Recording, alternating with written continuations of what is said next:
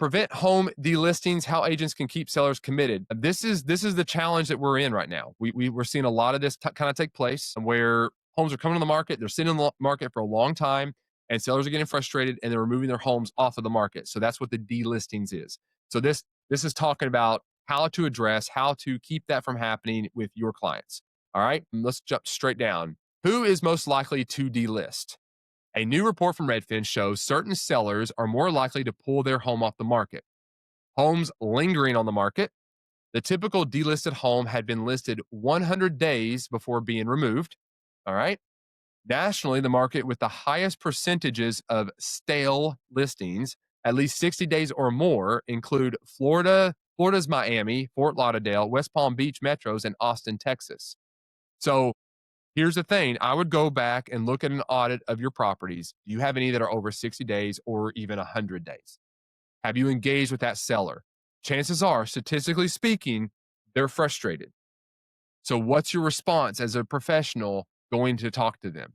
And it's very crucial that hopefully you had at the very beginning of getting this listing, you had the conversation about price. And if you took a high price listing against your own better judgment, then you might have an upset seller with you. And I'm a big advocate that you turn away listings that are not sellable. They cost you money and time. And that's something you can't afford to give up. Because if just to get a listing and a sign in the yard is not really the game. The game in listings is to get a sign in the yard and sell the property so you get a raving fan going out and talking about you and giving you referrals. That's the money. And if you take a listing you can't sell and you spend all the money on photos, videos, and marketing and all the time to do all that, you just lost money. You're in the hole now. So you get a product that you can actually sell.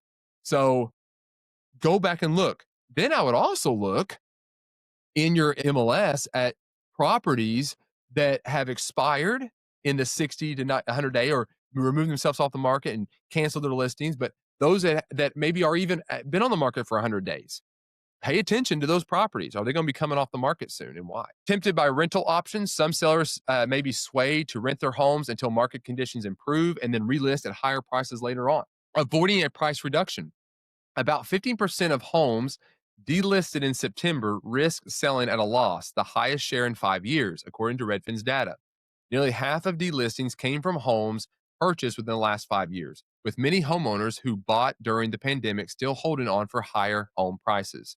There's been a ton of canceled listings because of sellers who dip their toe in, get no showings, don't want to drop the price, and pull it off the market. Rebecca Hidalgo, owner and broker at Integrity All Stars Realty in Chandler, Arizona, recently told Real Estate Today. There's a lot of pride, a lot of ego, and a lot of emotion tied to home selling. Look, as professionals, we don't have time for the emotional game. We have got to sell properties. That's how we make money. So you've got to be realistic. Is the seller you're talking to realistic in selling their home? Are they just wanting to test the waters? Is it worth your time to allow someone to test the waters and your money and your time? You've got to make that decision. Most of the times I would say no. You need a sellable property. You need a property. You go in as a professional, you price it correctly, you get it on the market, and you get it sold. How to prevent delistings and canceled contracts.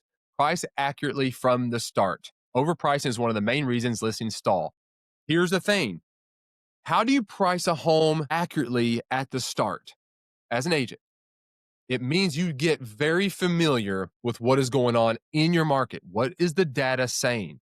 Be highly educated on what the value of homes is currently. When you go in to do that listing appointment, be ready. Have that CMA ready to go. What is the price that you're going to recommend based on the actual data you see? Get in there, be familiar. Be very good at pricing properties. It's being a true professional when you do that. Your home is worth what someone else is willing to pay, but sometimes that doesn't line up with what sellers think.